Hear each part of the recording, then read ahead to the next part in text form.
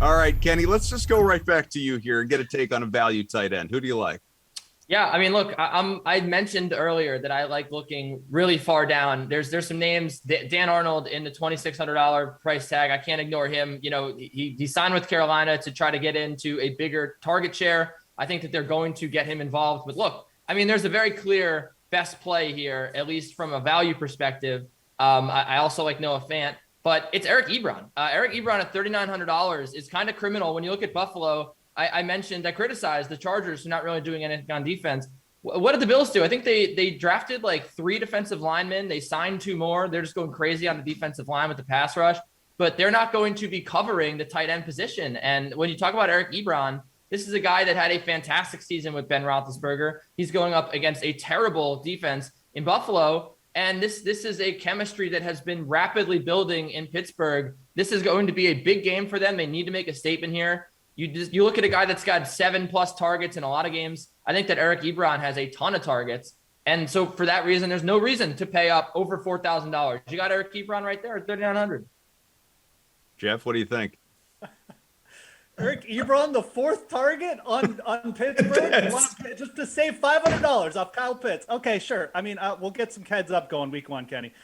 3,200, Anthony Firkser. The Tennessee Titans targeted the tight end position 30% of the time last year. It was the 4th highest percentage. Firkser walking into the tight end 1 role. He's only 3,200.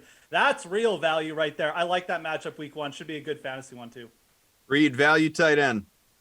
I think Kenny and I are matching in shirt, but not in sentiment and things that we like at the tight end position. I mean, your argument for Kyle Pitts was target share with Russell Gage. And now you have Deontay Johnson. And you talk about that entire Pittsburgh offense. I get the touchdown upside is there. Are any of those receivers new? Eric Ebron had a great season last year with the same guy. Yeah, but like the touchdowns have to come down. They have to regress, Kenny. I get it. Like I get what you're saying, and especially in that offense. You know, I understand where the logic is, but we're talking about value.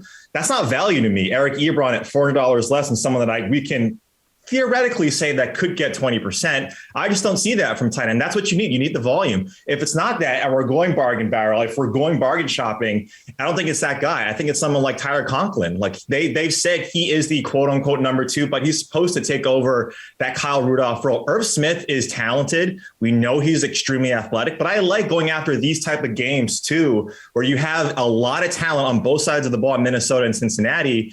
The over-under is about 48.5. It's probably going to get up to 49. Attack those tight ends that aren't getting a lot of love in these high-scoring games because in GPPs, right, I'm not playing Conklin in cash at all. But at his price tag, I think he's someone to get you like 4 or 5 targets if you want to go that route. But at the same time, like I said, I think Kyle Pitts is someone that I do like. But if you want to go bargain shopping, I think Conklin is someone that you could consider. I actually liked Kenny's Dan Arnold call, so I just wanted to end on a positive note there. Oh. I think 2,600 is a good call, Kenny.